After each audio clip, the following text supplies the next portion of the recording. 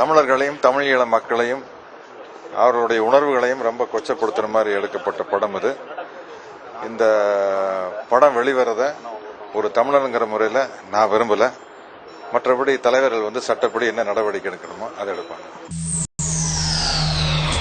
மொத்தமாவே தமிழர்கள் தமிழீழ மக்களை கேவலப்படுத்துகிற மாதிரியான ஒரு படைப்பு இது.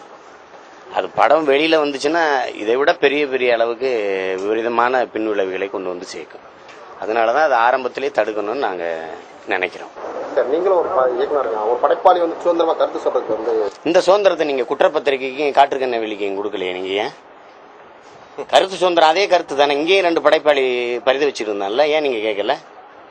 கருத்துன்னா ஒரு கற்பனையில் எடுக்கிறது இல்ல, ஒரு இனத்தை அவமானப்படுத்துறத கருத்தாகாது. அது எப்படி நீங்க கருத்தை எடுத்துக்கிற முடியும்? எங்கள் எல்லோருடைய கருத்தும் ஒரே கருத்து தான்.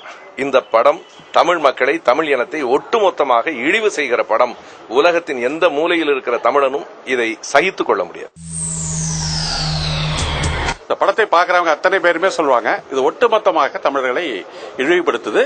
இந்த படத்துல ஒரு காட்சி கூட இலங்கை ராணுவத்தினர் வரக்கூடிய ஒரு காட்சி கூட இந்த படத்துல கிடையாது. ஒரு சிங்கள ராணுவம் கூட இந்த படத்துல வர்றதில்லை.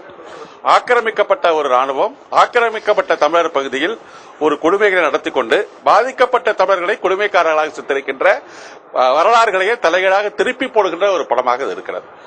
அனுமதிக்க முடியும். உலகத்தினுடைய அரங்குல தமிழனை அசிங்கப்படுத்துறதுக்காக கத்தி பொய் சொன்னா எப்படி ஒரு பொய்யை சொல்ல முடியுமோ அப்படியான ஒரு பொய் தான் இந்த படைப்பு. தமிழகத்தில் மட்டுமல்ல, உலகம் முழுவதிலும் இருந்து இதேவித கருத்துக்கள் தான் எழுந்துள்ளன.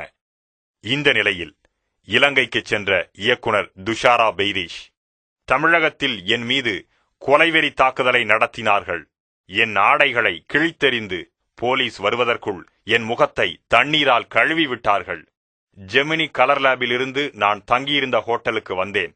அங்கு இந்தியாவின் மத்திய உளவு பிரிவு அதிகாரிகளும் மாநில அதிகாரிகளும் தயாராக இருந்ததோடு அப்படியே என்னை விமான நிலையத்திற்கு பாதுகாப்போடு கொண்டு வந்து இலங்கைக்கு அனுப்பி வைத்தார்கள் என்று கூறியிருக்கிறார். தற்போது துஷாரா பெய்ரீஷ் மருத்துவமனையில் அனுமதிக்கப்பட்டிருப்பதாக செய்திகள் தெரிவிக்கிறது. அதோடு தன்னை தாக்கியதற்கு கண்டனம் தெரிவித்து உண்ணாவிரத போராட்டத்தையும் தொடங்கியிருக்கிறார் இயக்குனர் பெய்ரீஷ்.